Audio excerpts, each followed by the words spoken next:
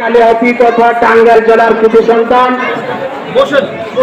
বাংলাদেশ জাতীয়তাবাদী মুক্ত যোদ্ধা দলের কেন্দ্রীয় সিনিয়র সহসভাপতি, ঢাকা মহানগর মুক্তিযোদ্ধা দলের সভাপতি, সাবেক ছাত্রনেতা, বীর মুক্তিযোদ্ধা, যিনি 2018 সালে বিএনপির মূল প্রার্থী হিসেবে নমিনেশন পেয়েছিলেন, কিন্তু এই আসনটি 2018 সালে ঐক্যফ্রন্টের কারণে এই আসনটি কাদের সিদ্দিকীর পার্টি নিয়ে যায় বিদায় যিনি 18 সালে এমপি প্রার্থী হিসেবে নির্বাচন করতে পারেননি।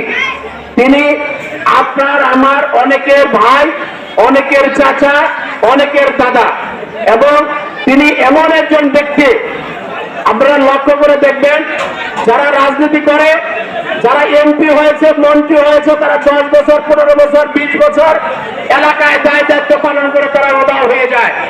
আর যারা এমপি হওয়ার জন্য আসে তারা 2-4 বছর চেষ্টা করে যদি প্রার্থী হতে পারে থাকে, না হলে তারাও চলে যায়।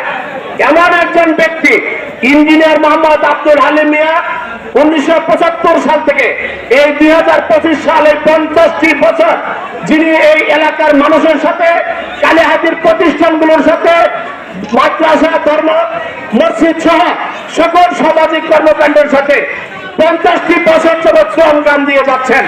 তিনি এমন একমাত্র ব্যক্তি, তিনি এমন কিছু পাওয়ার জন্য অতি উৎসাহী হয়ে আসেননি, এমন কিছু হওয়ার জন্য হতাশা হয়ে ফেরত যাননি।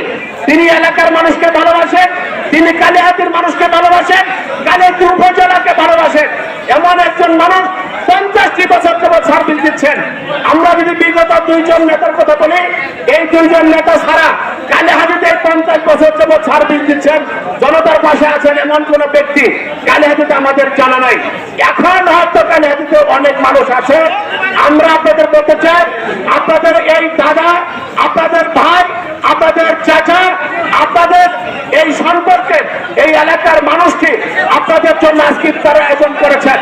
আমরা আপনাদের কাছে বিনীত অনুরোধ করব, তিনি বিগত 17 বছর ঢাকা শহরের সকল আন্দোলন সংগ্রামে অত্যন্ত দায়িত্বশীল ভূমিকা পালন করেছেন এবং সংগ্রামী ভূমিকা পালন করেছেন।